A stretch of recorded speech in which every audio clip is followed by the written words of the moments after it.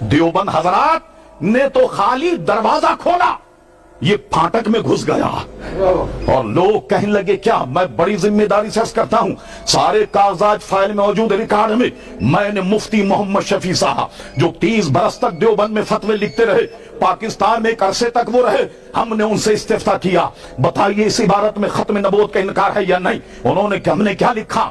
کہتا ہے بالفرض حضور کے بعد یا حضور کے بعد کوئی نبی تصور کیا جائے خاتمیت محمدیہ میں کچھ فرق نہ آئے گا۔ ہم نے کس عبارت کے متعلق بتائیے؟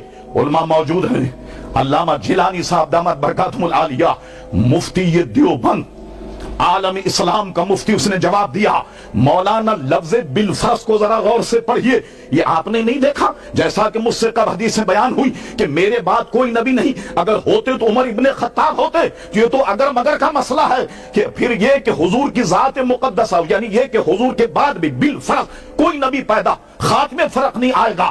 مولانا لفظ بالفرض کو ذرا غور سے پڑھی، جب لفظ بالفرض آپ کی سمجھ میں آ جائے گا مسئلہ بھی سمجھ میں آ جائے گا۔ پھر ہم نے ان سے کہا مولانا ذرا ان عبارتوں کا جواب دیجئے، آپ کہتے ہیں لفظ بالفرض سے ختم نبوت کے مسئلے پر کوئی فرق نہیں آیا، اب ہماری عبارت سن لیجئے۔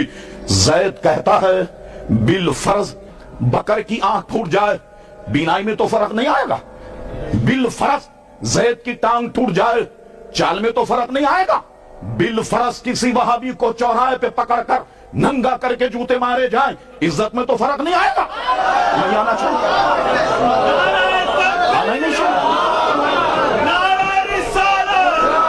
اب مجھے بتاؤ عوام اہل سنت لفظ بالفرض نے کیا فائدہ پہنچایا؟ کوئی فائدہ اس نے نہیں پہنچایا، یہ ہیلے اور بہانے ہیں۔ تو تم نے تو گیٹ کھولا، وہ پھاٹک کھول کر گھس گیا، اور اس نے صرف یہی نہیں کہ دعوی نبوت کیا بلکہ پیارے مصطفیٰ کی گستاخیاں کی ہیں، صحابہ کی گستاخیاں کی ہیں، عیسیٰ علیہ السلام کی گستاخیاں کی ہیں۔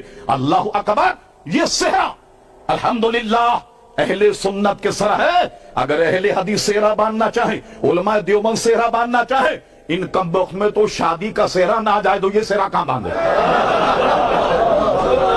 یہی صحرا ان کے نزدیک ناجائز ہے شادی کا، تو ختم نبوت کا صحرا وہ کہاں سے باندھیں گے؟